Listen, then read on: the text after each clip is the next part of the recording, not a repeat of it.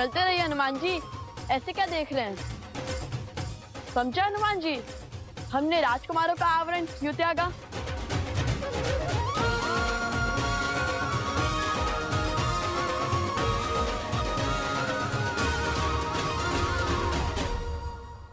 बताइए ना, आप तो बड़े हैं, उस छोटे भाइयों की हर बुद्धिमानी और अटखेली समझते हैं। अवश्य, यदि आप सबको अपना सत्य बताएंगे तो कभी भी आप जनता का वास्तविक सत्य समझ नहीं पाएंगे।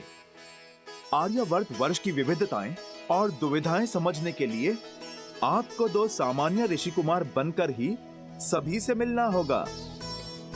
जब ऋषि कुमार संसार से मिलेंगे तो फिर सभी का व्यवहार भी सामान्य ही होगा। आपके ज्ञान में वृद्धि होगी। 100%। साधु संत के तुम रखवारे, असुर निकंदन राम दुलारे। जय जय जय हनुमान गोसाई, कृपा करहु गुरुदेव की नाई।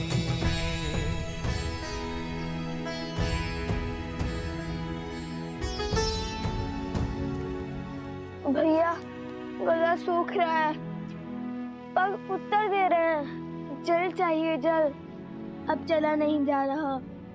मैं अभी प्रबंध करता हूँ। हनुमान जी, हनुमान जी, हनुमान जी, हम जानते हैं कि यदि आप चाहें तो साक्षात गंगा नदी को यहाँ लाने का सामर्थ्य रखते हैं, किंतु पिताश्री ने आपको हमारी सेवा के लिए नहीं, हमें संबल देने के लिए यहाँ भेजा है। ये हमारी यात्रा है और इसमें आए हर समस्या को हम दूर करेंगे, और यदि आप सहायता कर देंगे तो हम कैसे सीखेंगे?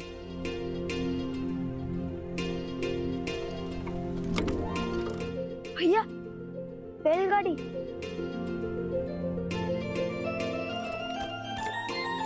इनके पास जल अवश्य होगा। चलो कुश।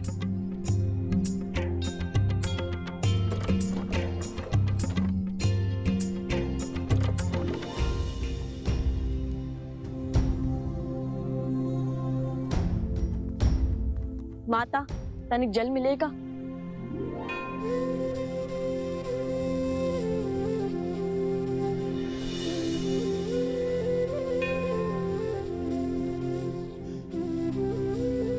धन्यवाद।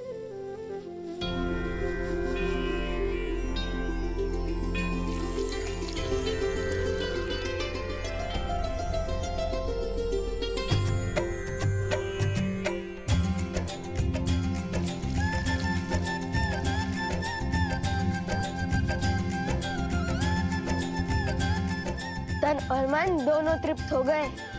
माता, आपने तो मृत्यु के मुख से निकाल दिया।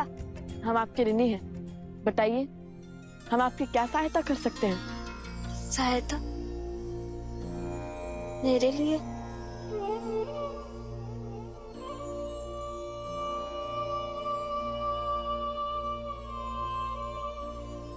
माना कि हम साधारण ऋषि कुमार हैं, किंतु अपने वचन के पक्के हैं। जब भी आपस समस्या आएगी, हमें अपने साथ खड़ा पाएंगी। ये हमारा वचन है आपके, हम अपना वचन अवश्य निभाएंगे।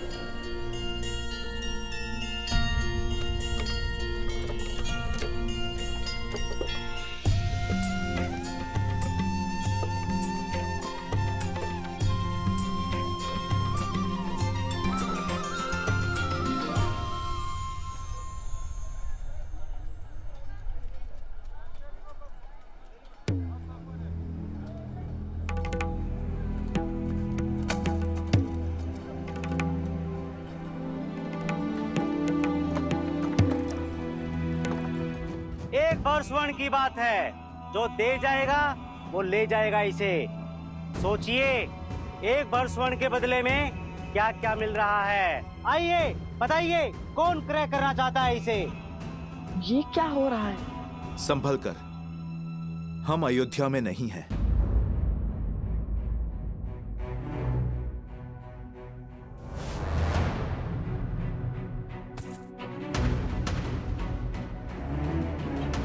इतनी दुर्बल और क्षीण कार कुछ कार्य भी कर पाएगी या नहीं? अरे ये सब चाल है इसकी, ताकि इसे कोई क्रय न कर सके और इसे काम ना करना पड़े। देखिए कितनी कृष्णकाय है, किंतु है बड़ी बलवान।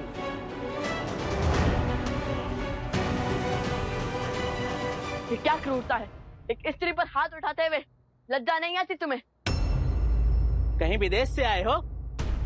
यहाँ कोई क्रूरता या नीति नहीं हो रही है। नियम है इस राज्य का। इसने हमसे ऋण लिया था, अब ऋण नहीं चुकाया तो दंड तो मिलेगा ना। और जब ये अपने पति का दुख सहन नहीं कर पाई तो इसने स्वयं अपने आप को बेचने का निर्णय लिया। अब कोई और इसे क्रय कर मुझे पुनः बेचे, इससे तो उत्तम है ना मैं स्वयं ही इसे एक भर स्वर्ण में क्रय कर लूं। और इसमें तुम्हें क्या समस्या है? आप मुझे क्रय कर लीजिए, मैं दासियों की भांति सारा कार्य करूंगी। बस मेरे पुत्र को मेरे साथ लेके चलिए।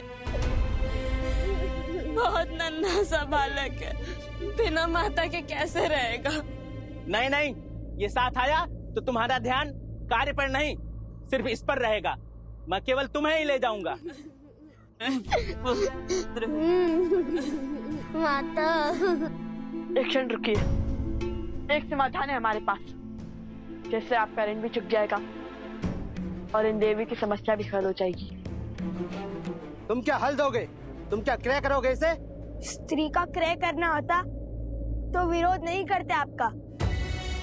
आपको दास का ही कार्य करवाना है ना, तो हम सज्ज हैं, ले चलो हमें। बस इस बालक को उसकी माता से पृथक मत करो। हाँ, हम बनेंगे तुम्हारे दास।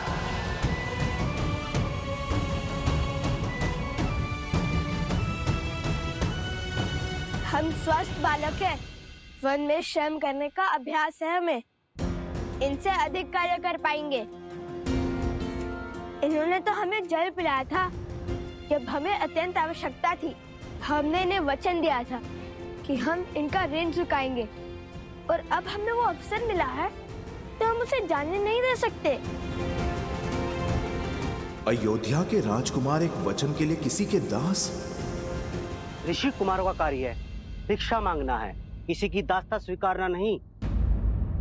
कदाचित आप वचन का महत्व नहीं जानते भद्र। आर्यवर्त के सबसे बलशाली और प्रसिद्ध राज्य कौशल के राजा हरिश्चंद्र ने भी अपना वचन निभाने के लिए स्वयं को बेच दिया था। दासता स्वीकारी थी उन्होंने भी। हम उनके ही अनुयायी हैं। हाँ, जय राजा हरिश्चंद्र। राजा हरिश्चंद्र की, राजा हरिश्चंद्र की, राजा हरिश्चंद्र की, राजा हरिश्चंद्र की, राजा हरिश्चंद्र की।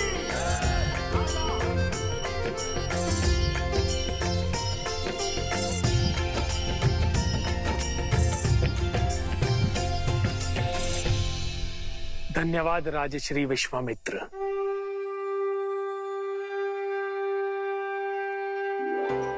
आपने आज राजसूय यज्ञ करवा के अयोध्या पर बहुत बड़ा उपकार किया है। मैं ये ऋण चुकाने में तो असमर्थ हूं, किंतु दक्षिणा में जो आपकी आज्ञा होगी उतना देने का वचन देता हूं। राजा हरिश्चंद्र, इस राजसूय यज्ञ के बदले मैं आपसे आपका सब कुछ मांगता हूं।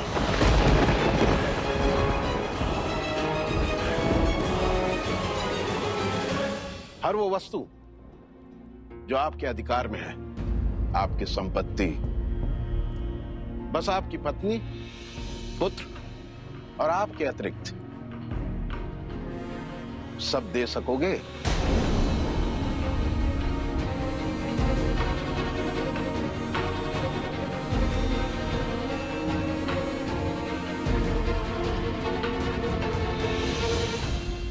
सूर्यवंश की संतान अपने वचन से फिर नहीं सकती ऋषिवर।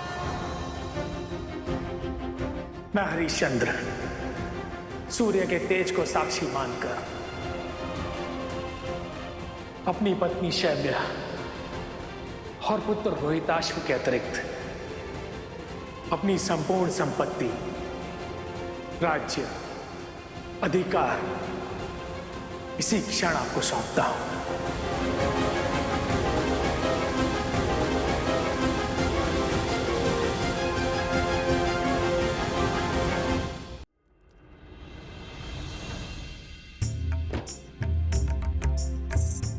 हो रघुकुल रीत सदा चली आई, प्राण जाए पर वचन न जाई।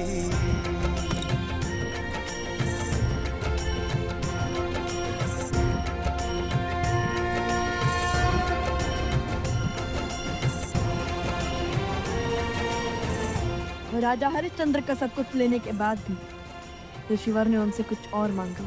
कुछ और भी है जो मुझे चाहिए राजन।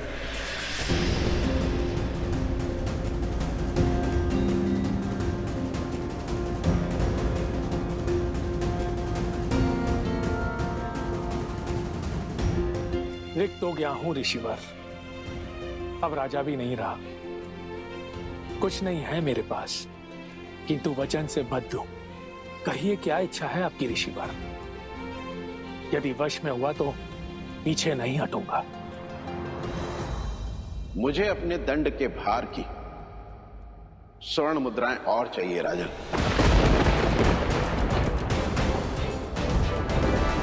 इस समय तो मेरे पास कुछ नहीं है ऋषिवर, मुझे 1 माह का समय दीजिए, मैं प्रबंध करने का प्रयास करूंगा।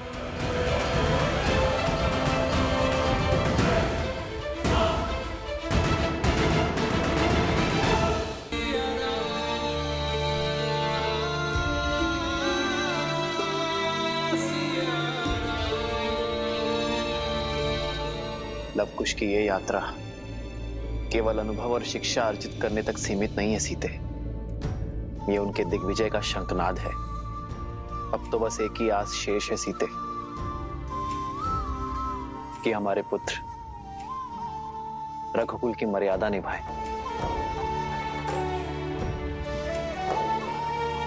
हमारे पूर्वजों की परंपरा का अनुसरण कर पाए, बीते हुए कल का सम्मान कर आने वाले कल की दृढ़ नींव रख पाए।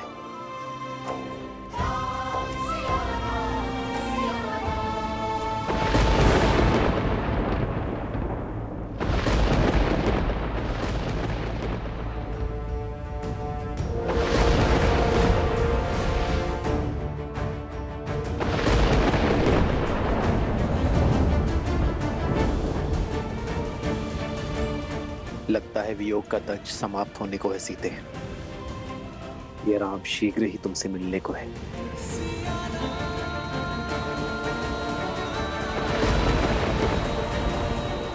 अब तो शीघ्र ही लवकुश लौट आए बस।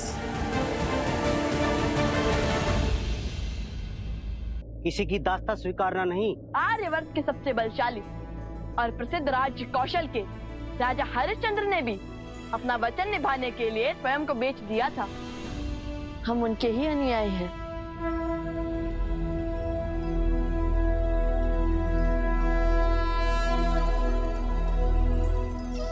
अपना सर्वस्व त्याग कर महाराज हरिश्चंद्र काशी पहुंचे। काशी में जैसे तैसे उन्होंने अपना जीवन यापन किया। उनके पास ना खाने को कुछ था और ना पहनने को, बस साथ थी तो रघुकुल की रीत और परिवार की प्रीत, और साथ में चिंता की समय बीता जा रहा है और महर्षि विश्वामित्र की मांग कैसे पूरी की जाए। प्रणाम ऋषिवर।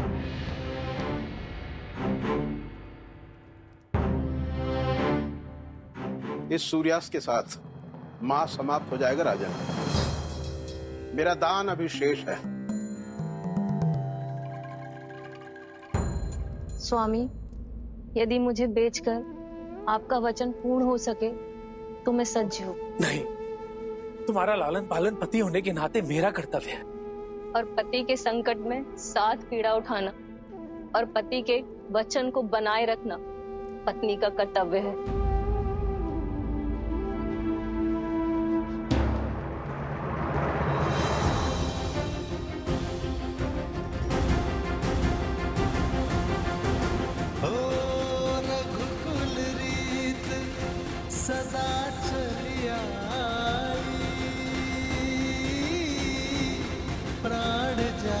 ये लीजिए ऋषिवर। वचन न जाए।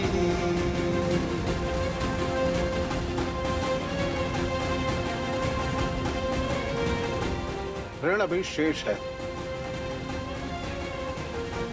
अपने वचन की रक्षा करने को राजा हरिश्चंद्र ने ऐसा दुखदाई कार्य भी किया।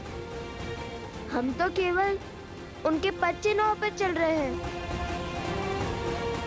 प्राण जाए पर वचन ना जाए।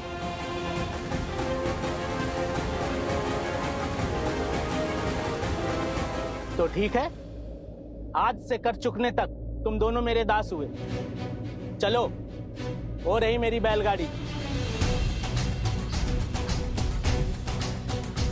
कर स्थापित मर्यादा, संसार के पाप को हर। बड़ी विचित्र घटना है ये। किसी और के लिए स्वयं को सेवक बना लिया दोनों ऋषि कुमारों ने। आज तक एक वचन के लिए ऐसा करते हुए किसी को नहीं देखा। लवकुश, ये कैसा निर्णय है? अयोध्या के राजकुमार हो तुम दोनों। तुम दोनों को रघुकुल को आगे बढ़ाना है। यदि तुम दोनों दास बनकर चले गए तो फिर प्रभु का क्या होगा? माता कौशल्या, सुमित्रा और तुम्हारे छोटे भाई, उनका तो स्मरण करो। रघुकुल रीत सदा चली आई, प्राण जाए पर वचन न जाए। रघुकुल की रीत ही तो पूर्वजों की सीख है हनुमान जी। क्या आपको लगता है कि पिताश्री ये बात जानकर संतुष्ट होंगे कि हमने अपना वचन तोड़ दिया?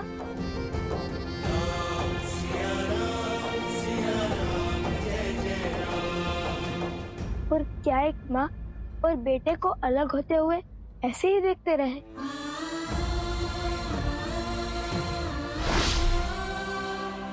संतान के लिए माता के बिना जीने से बड़ा और कोई दुख हो सकता है हनुमान जी?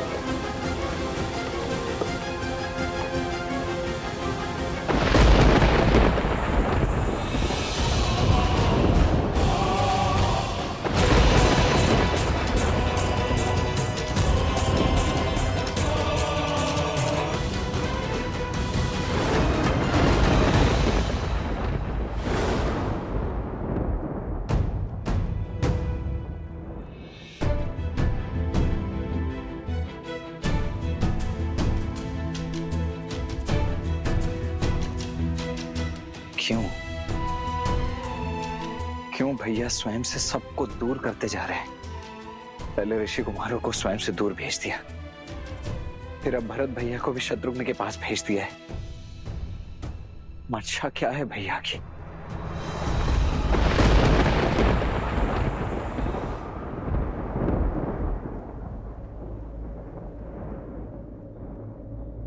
राजानुज, आप विचलित लगते हैं। हाँ सुमंत, मन बड़ा विचलित सा हो रहा है। ऐसा प्रतीत हो रहा है जैसे कोई घोर अनिष्ट रघुकुल की बाट जो रहा है। जब तक श्री राम का सानिध्य है, कुछ अनुचित नहीं होगा राजानुज। कदाचित सभी बालकों के चले जाने से अब विचलित है बस। कुछ क्षण मंदिर में बैठिए, मन शांत होगा। यहाँ की चिंता मुझ पे छोड़ दीजिए।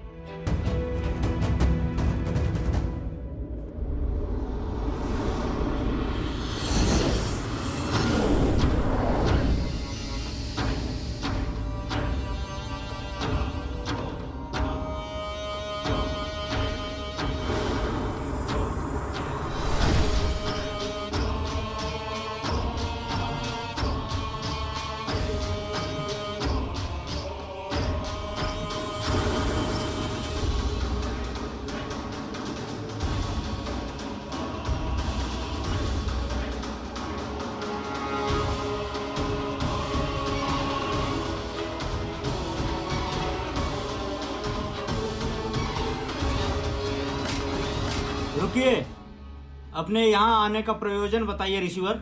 इतना पर्याप्त नहीं कि एक बैरागी श्री राम से मिलना चाहता है, उनसे शीघ्र मिलना आवश्यक है।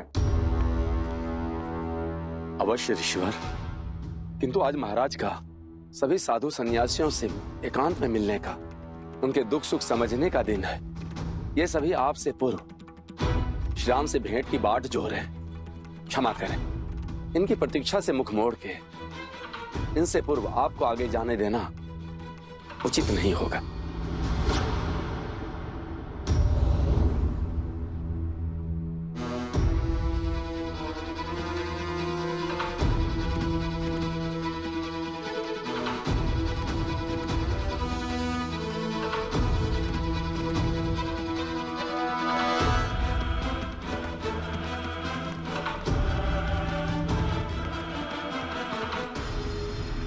अयोध्या के महाराज हैं श्री राम। बिना अग्रिम सूचना के तो काल को भी उनसे भेंट करने का अधिकार नहीं है। फिर आप कौन हैं? यदि मुझे परिचय की आवश्यकता है तो लीजिए, श्री राम को दे दीजिए। अभिमा, ये मुद्रिका देख, वे स्वयं ही मुझे बुला लेंगे। ये मुद्रिका आपके पास आई कहां से? है कौन आप? कृपा करके शीघ्र मेरी श्री राम से भेंट करा दीजिए, आपको सभी प्रश्नों के उत्तर मिल जाएंगे।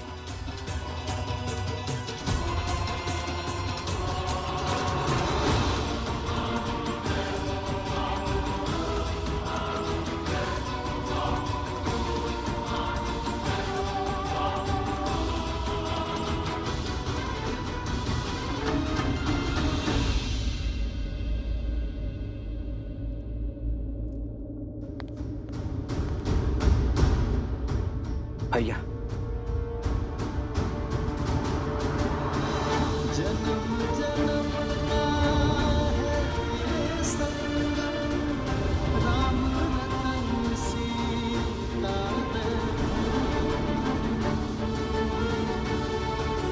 बाहर एक सन्यासी आए हैं, ये मुद्रिका लेकर। कहते हैं कि ये मुद्रिका ही उनका परिचय है। उन्हें सम्मान सहित भीतर लाओ लक्ष्मण। परंतु ये सन्यासी हैं कौन भैया? और ये मुद्रिका उनके पास? सर्वप्रथम उन्हें भीतर लाओ लक्ष्मण। जो आज्ञा भैया।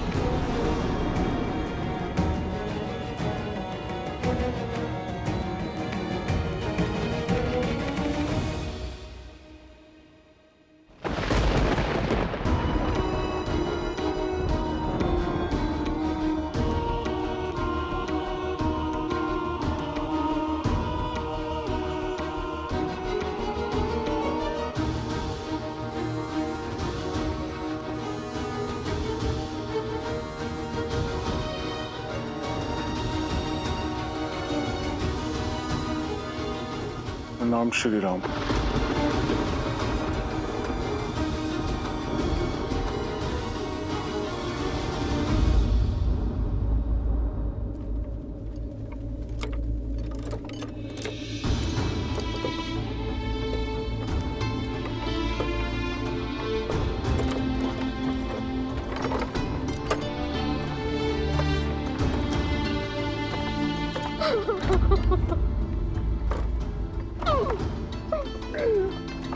प्रभु रुकिए, रुकिए, रुकिए, प्रभु रुकिए।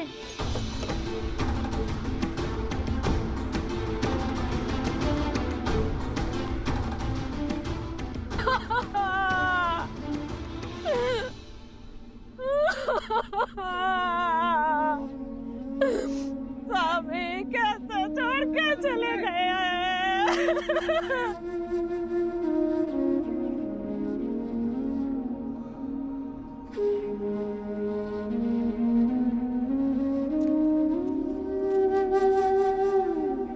माता इतनी पीड़ा में है, विलाप कर रही है, अपने पति को भी खो चुकी है,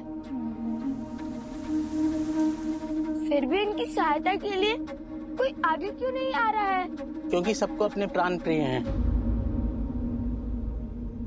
इनके पति को स्पर्शजन रोग था, कल से यहाँ बैठी हैं, किंतु कोई आया नहीं इनके अंतिम संस्कार के लिए।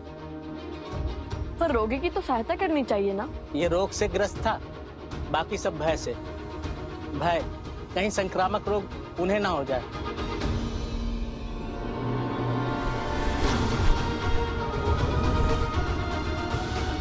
हमें किसी रोग का भय नहीं है, हमें उनकी सहायता करने दीजिए, हमें जाने दीजिए।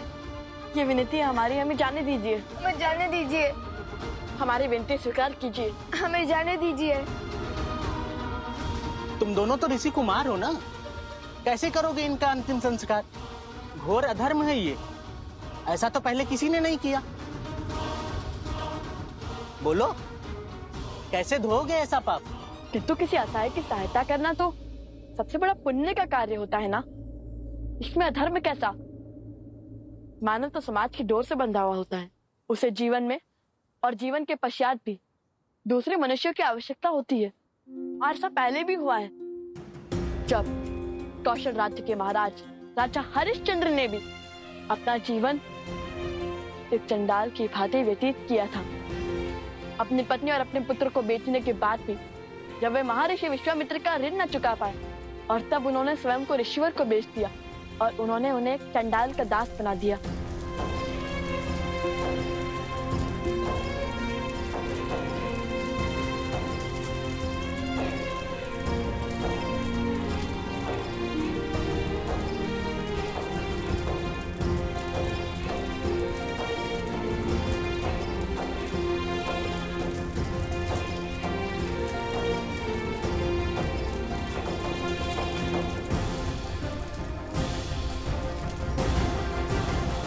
तुम्हारा कार्य यहाँ लाए गए सभी शरीर से दाह संस्कार शुल्क लेना है।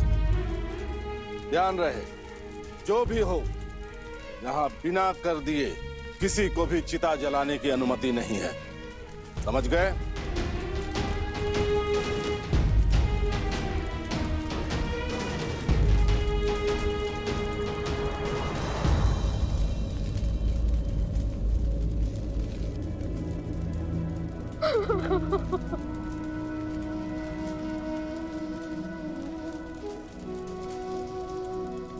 साक्षात माता सीता और प्रभु श्री राम की प्रति छाया है लवकुश।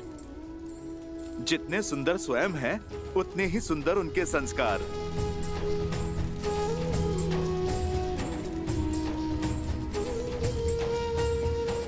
आयुष्मान भव।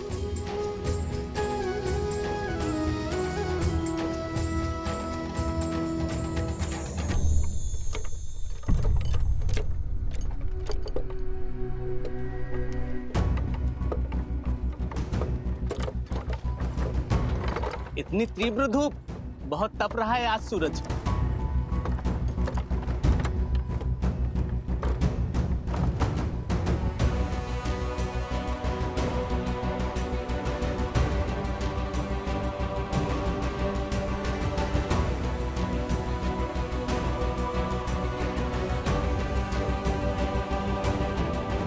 उतरो और ये सभी वस्तुएं नीचे उतारो, और हाँ, ध्यान देना कोई भी चीज टूटनी ना पाए। लवकुश का काम तोड़ना नहीं, जोड़ना है।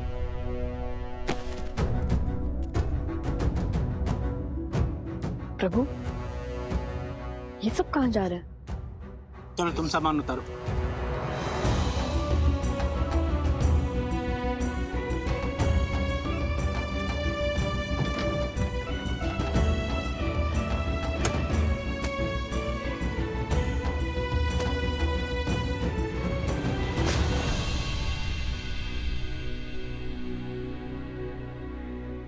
लीजिए, हो गया आपका कार्य पूर्ण। बताइए ना, ये सब लोग क्यों जा रहे हैं? मलेच्छों का भय का दृश्य है ये। सबको अपनी पूर्वजों की भूमि को छोड़कर जाना पड़ रहा है। वर्षों पुरानी कथा है। इस गांव के चौओर जो घना जंगल देख रहे हो, इन्हीं वनों में मलिच्छों का राज है। वे मलिच्छ जिनकी भूख कभी तृप्त नहीं होती। पहले यहाँ मुख्य भूमि पर रहा करते थे, लेकिन अपनी असामाजिक गतिविधियों के कारण राजा मनु ने उन्हें देश निकाला का शाप दे दिया। घने वनों के अंधकार में रहने का आदेश दिया, हमारी सीमा से दूर। कहते हैं यदि वो लोगों के बीच एक समुदाय में रहें तो राजा मनु के श्राप के कारण स्वयं भस्म हो जाएंगे, क्योंकि उन्होंने वैदिक धर्म, नियम और रीतियों का उल्लंघन किया, वर्जित मांस और भोजन खाया, अधपका भोजनों को ग्रहण किया, पशुओं के त्वचा से बने हुए वस्त्र पहने और उन्हें त्यागने से मना कर दिया। देख रहे हो, इस संपूर्ण वन में एक भी पशु जीवित नहीं बचे और पशुओं के अंत के साथ ही इस गांव में मृत्यु का खेल आरंभ हो गया। रात्रि होते ही ये राक्षस हमारे गांव पर टूट पड़ते हैं। ये दुष्ट हमारे पशुओं को मारकर खाने लगे। छोटे छोटे बालक बालिकाओं को भी नहीं छोड़ते और हम साधारण मानवों के लिए उनसे लड़ना असंभव हो गया था।